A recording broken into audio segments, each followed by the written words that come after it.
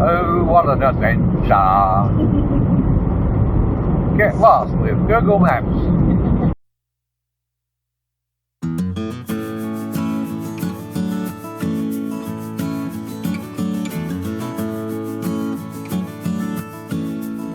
Good morning everyone. We had some dramas here yesterday. My neighbour over there was working on his boat motor and he had the fuel line off and a spark plug out, and he decided to see if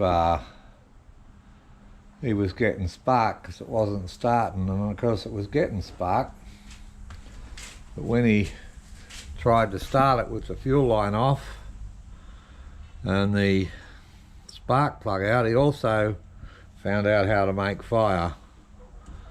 So I had to race over there because he hasn't got a fire extinguisher anywhere. I don't know why people don't keep fire extinguishers.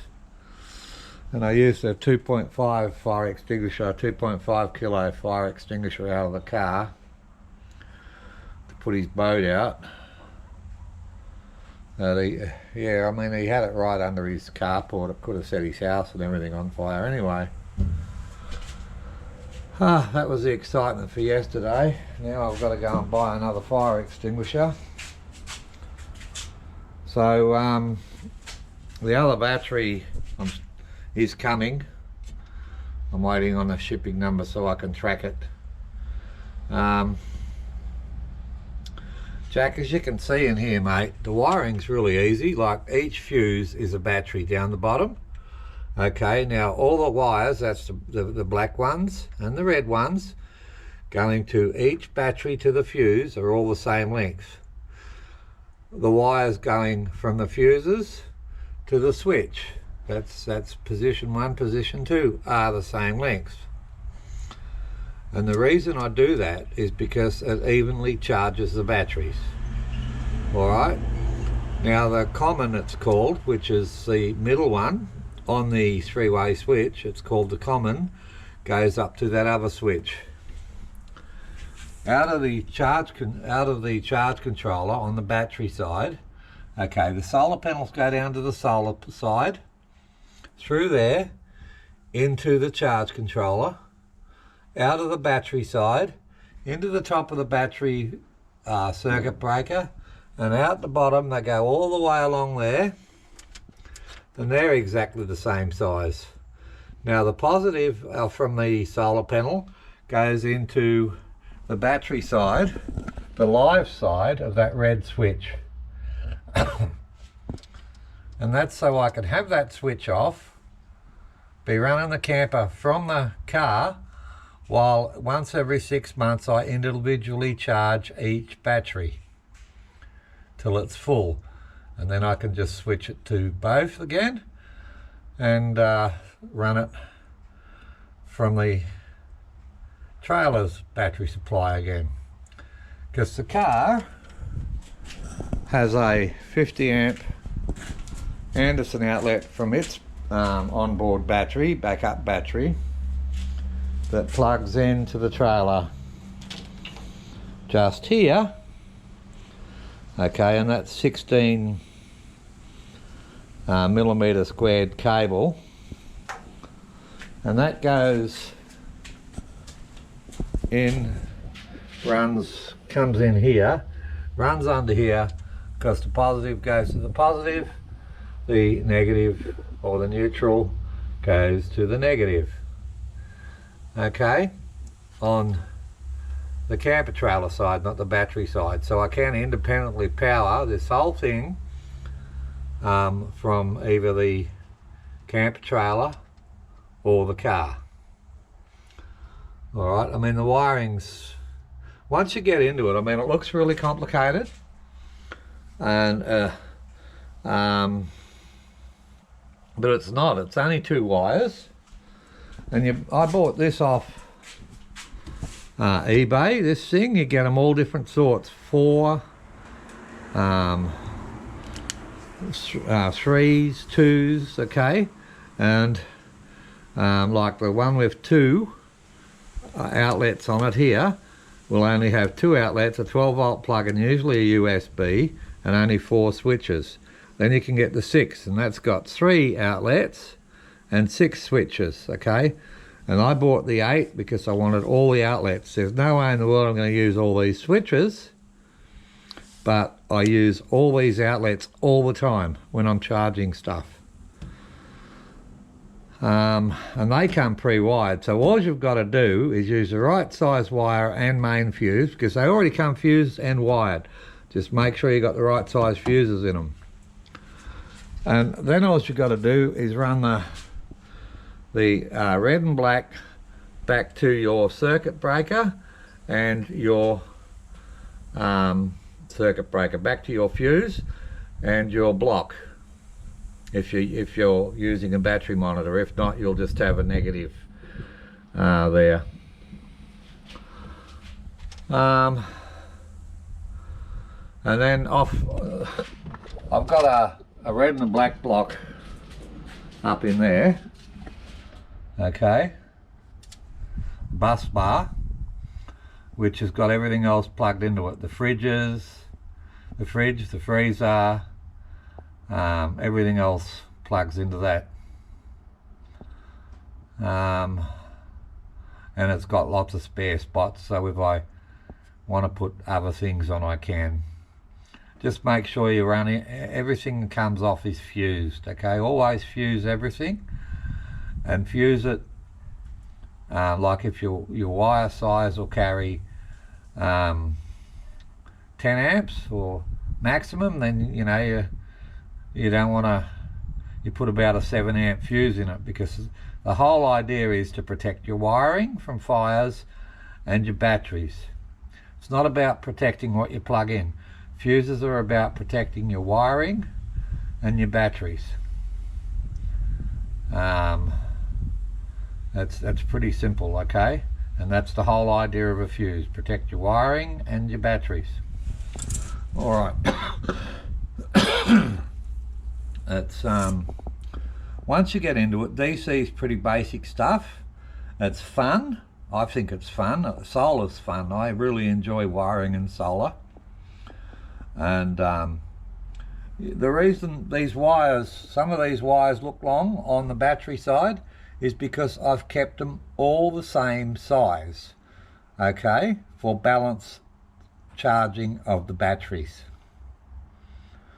Alright, so when it's on both, and I've got solar going into the batteries, because the wiring's all the same size, it's the same diameter, it's 35mm squared, it's all the same lengths going to both batteries, it should charge evenly and help with the battery balance. So yeah, Jack asks for a wiring diagram. I hate doing wiring diagrams, and I no longer have the program to do them anyway. I'm retired, but anyway, Jack, you're more than welcome to meet me in Carnarvon when I'm up that way, or Kununurra I should say. You know, it's just a short drive from Queensland across to Kununurra. Nice, you know, a nice, you know, 3 or 4 days trip there and back if you stop and enjoy the scenery. And I'm pretty sure you could do with another holiday, mate. Alright, so I've switched the circuit breaker box to this side. I've also got a support under here, because if you lean on this, it's got that big strong hinge, and even though I reinforced that cupboard, there is a bit of give still in the cupboard. So I've just got a little support under here when it's open.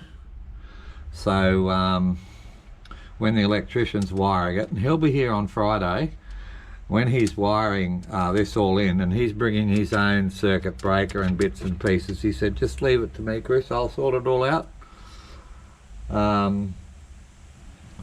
So he's going to be using 2.5mm squared AC electrical wire to wire it with. He said that's what you're meant to use. He said a lot of people would use an extension cord. He said, but most extension cords only have 1.5mm wire in them.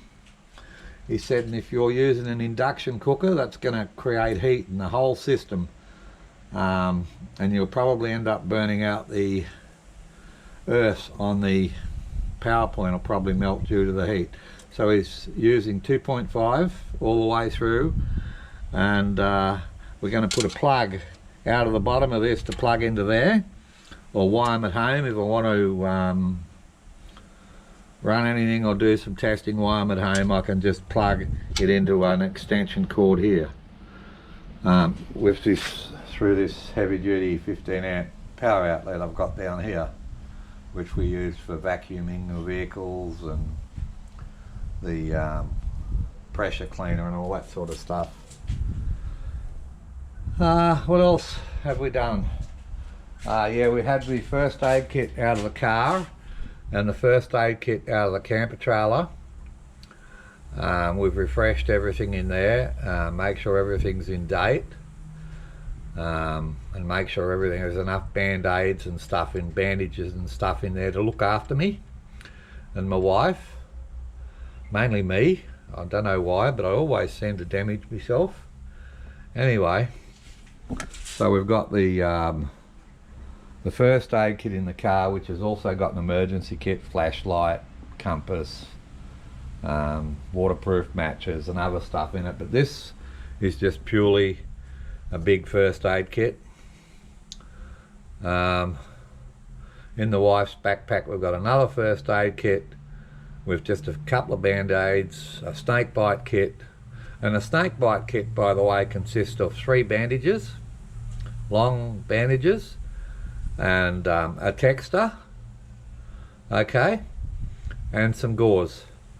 And if you don't know how to properly bandage and mark a snake bite, then you should ask your doctor, because you don't need to buy these fancy snake bite kits.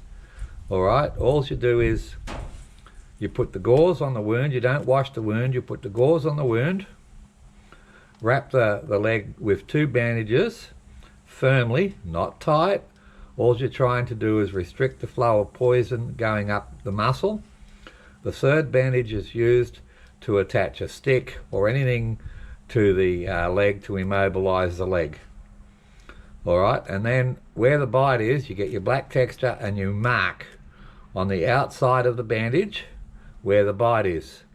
So when the patient gets to hospital, they just, instead of unbandaging the whole leg, they cut the bandage where the texture mark is, take the wound dressing, analyse that quickly, find out what sort of snake bit him or her, and then treat the snake bite. Okay, because the leg is already, the muscles are already nicely bandaged, so it's restricting the flow of poison. The last thing they want to do is unwrap the whole bandage to try and get a sample out of it to see what sort of snake it was. And it's you know, it's real easy, you know, and a properly bandaged leg, the patient will probably last a couple of days, okay, before they die.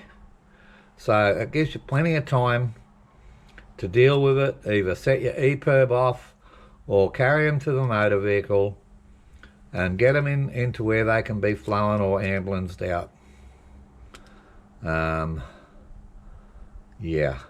So yeah, my wife's got that in her backpack, because if she gets bit by a snake, then she's got to straight away immobilise it, set off her personal EPIRB, and radio me, and then I can get to her, and we can I can check it's all bandaged right, and we can wait for help to come, etc, etc, etc. So yeah, I mean, it's not that you want to be bitten, and if you're making enough noise when you walk, you're not going to get bitten anyway. It's only when you're not paying attention and you step over a log or a bush or a bit of spin effects and you step on a snake is when you're going to get bit.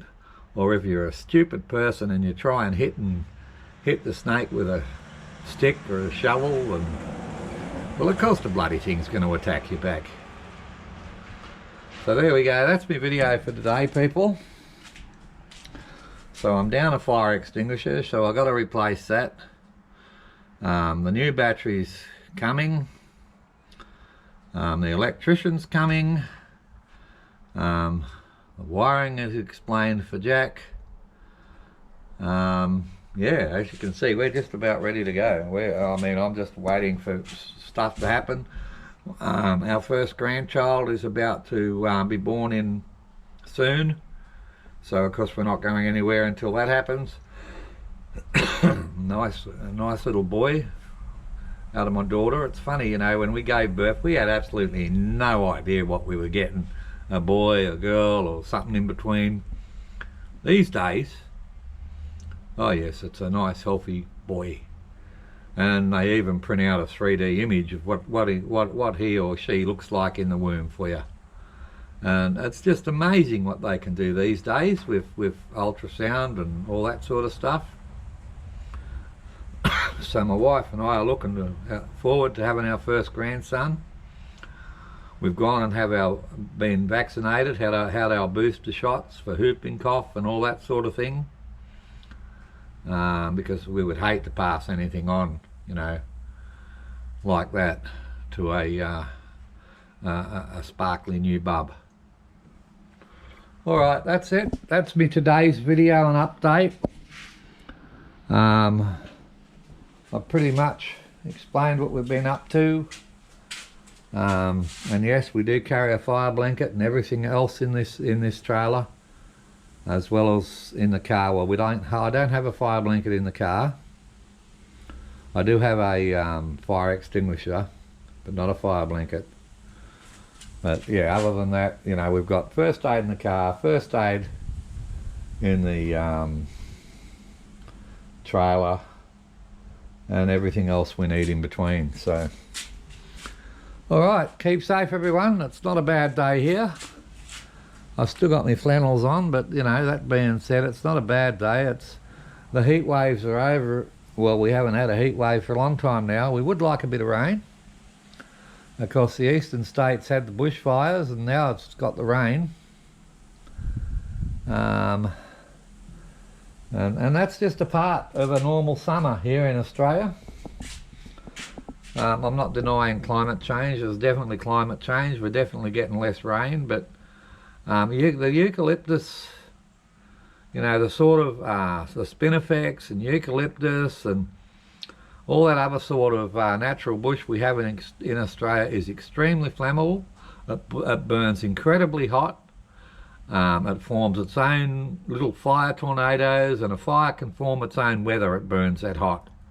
And that's because, you know, burning the eucalyptus oil is like setting fire to a petrol can, you know? And it can be just as explosive. It's, yeah, you just got to be a bit careful. Alright, keep safe everybody. Bye for now.